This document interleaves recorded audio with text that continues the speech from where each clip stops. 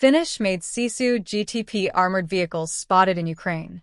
Finnish-made Sisu GTP 4x4 armored vehicles have appeared in the inventory of Ukraine's Special Operations Forces, a development that raises immediate questions about how they got there because Finland has never publicly announced transferring them.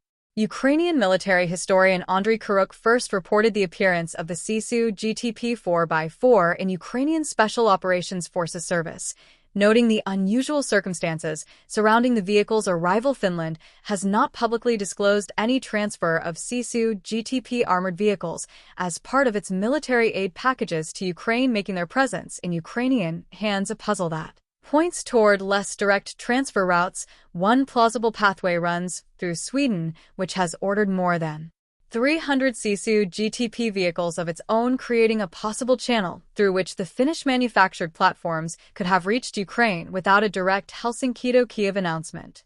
The Sisu GTP 4x4 is a Finnish-designed protected mobility vehicle built for demanding terrain and adverse conditions, qualities that the Nordic defense industry has refined over decades of operating in environments that punish less robust equipment. The GTP designation covers a platform optimized for troop transport, command functions, and special operations support, offering ballistic and blast protection within a four-wheel drive chassis capable of handling the kind of terrain Ukrainian forces regularly operate across. For special operations units, in particular, a vehicle that combines protection with off-road mobility and a relatively low visual signature carries obvious operational value. The exact number of Sisu GTP vehicles now in Ukrainian Special Operations Forces service remains unknown. Kharuk's reporting establishes their presence, but does not provide a confirmed quantity, and no official source has released figures. Similarly, whether other components of Ukraine's broader defense forces operate the platform alongside the Special Operations Forces remains unconfirmed, though Kharuk notes it is plausible that additional units of the Ukrainian SLF may also have access to the vehicles beyond those already identified.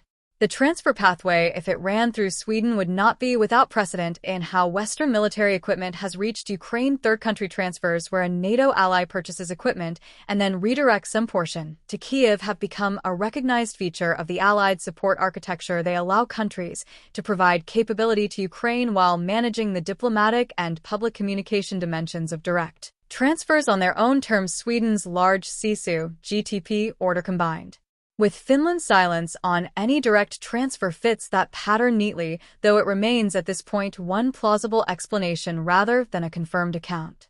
Finland has been among the more substantial contributors to Ukraine's defense since Russia's full-scale invasion began in February 2022, providing artillery, ammunition, anti-tank weapons, and various categories of military equipment across successive aid packages.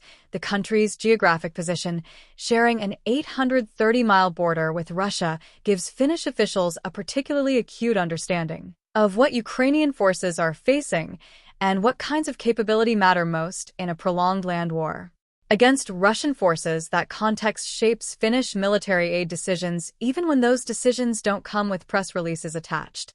For Ukraine's Special Operations Forces, the addition of any protected mobility platform with genuine off-road capability is a meaningful operational enhancement. SLF units operate in environments and on missions where vehicle reliability and protection can determine whether personnel return from a task. The Sisu GTP's Finnish engineering pedigree, built for Arctic and subarctic conditions, tested against demanding terrain, designed with survivability in mind, translates well to the Ukrainian operational environment, where vehicles face not just combat threats but roads, weather, and terrain that destroy less capable platforms through sheer attrition. The appearance of the Sisu GTP in Ukraine also continues a pattern of European protected mobility vehicles making their way into Ukrainian service through both announced and unannounced channels. Various NATO members have transferred armored personnel carriers, infantry fighting vehicles, and protected patrol vehicles across the past 3 years, often with the specific quantities and transfer mechanisms disclosed only partially or after the fact. The Sisu GTP's arrival fits within that broader pattern of capability flowing toward Kiev through a network of bilateral and multilateral arrangements that doesn't always surface in official announcement cycles.